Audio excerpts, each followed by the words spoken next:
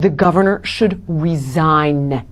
People are dead. Homes have burned. It is not your first rodeo. It is not. And when you know that you have a state that is prone to fire, and I'm going to give it to you, you've got global warming. You have literally a tinderbox.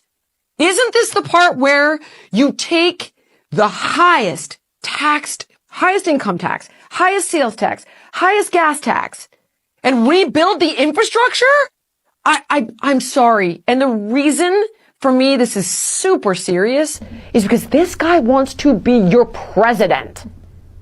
This now goes from a California problem to a countrywide problem. The people of California are not happy with Gavin Newsom, and I'm showing you a clip later that may have just ended his political career. Also, fake news media is out in LA, and the worst part is that they're caught in the act. And we're also going to be talking about the shocking cause of some of these fires. It's one that none of us expected. It's also the matter of insurance companies suddenly pulling coverage for thousands of homes. But let's get back to the governor here, and let's go ahead and show you that clip that I was talking about. Check this out. And guys, I want to thank you all so much for hitting the like button and subscribing to the channel. Let's jump in. Governor, I live here, Governor.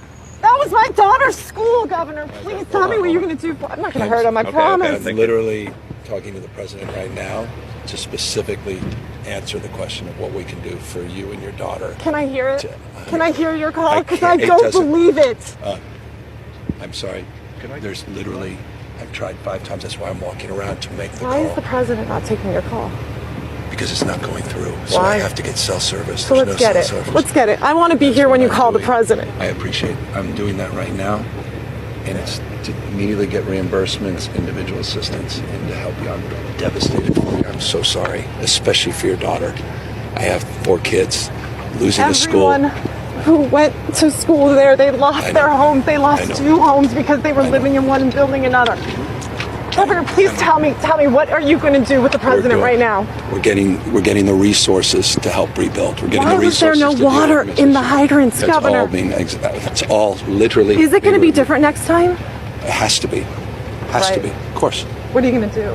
I'm doing to everything fill the hydrants. I would fill them up personally. You know that. I literally have. I would fill up the hydrants myself. I would. I understand. But would you do that? I would do whatever I can. But you're not. I see the. Do you know there's water dripping over there, Governor?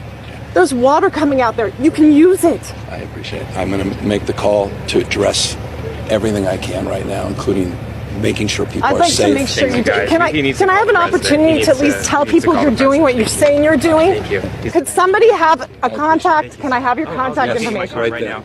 You can hear the desperation in that woman's voice. Now, some say that she's entitled because she's trying to talk to the president of the United States, or at least in some part, she wants to listen to their conversation. Others are saying that it's only fair given that she's probably a taxpayer who's provided the wages of these government officials. But no matter what side you're leaning towards here, one thing is for sure. Governor Gavin Newsom's not a very good liar when he's ambushed like this, because you could go back and listen to him saying that he's literally talking to President Biden. And when he's asked if he can let other people hear the conversation, his phone suddenly doesn't have any service. Now that's kind of odd, isn't it? And you gotta love that Gavin Newsom still has time to smile during this exchange. Now that kind of reminds me, what is it about Democrats and fake phone calls? We're volunteering to make calls to reach out to our fellow Americans to remind you how important you vote is. I'm not. How you doing? Have you voted already? Give me a second. You did. Thank you.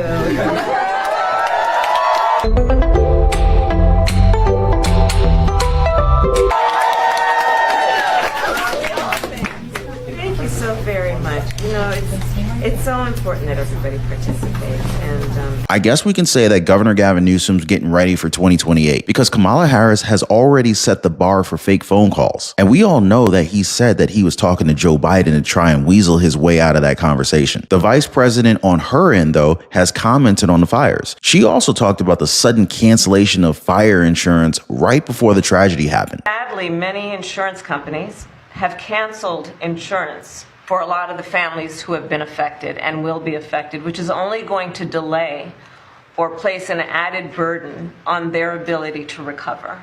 And I think that is an important point that must be raised And hopefully there can be some way to address that issue, because these families, so many of them, otherwise will not have the resources to recover in any meaningful way. And many of them have lost everything.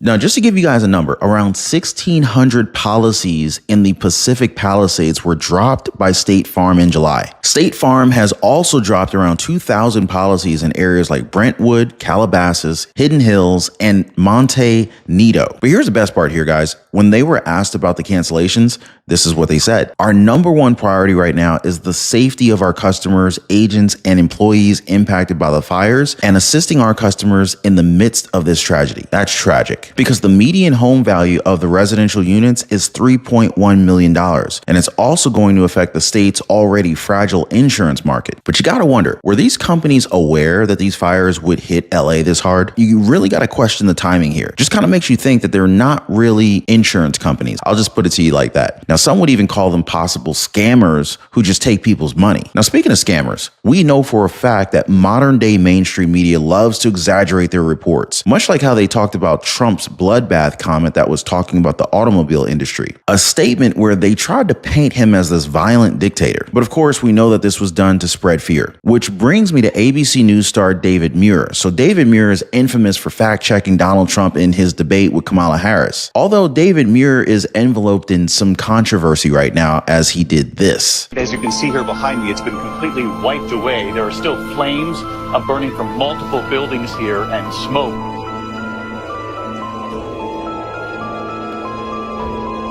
Now, some people are calling him vain for attempting to fool us about this jacket. Some people say that it's nothing that we should be mindful of. But it does show us that not everything that we see on these news outlets are based on the truth. There are multiple times wherein we're only shown what we're supposed to see. But every now and then, the truth comes out. Remember this, Jim? But first, the severe flooding here in the Northeast as more rain continues to fall today.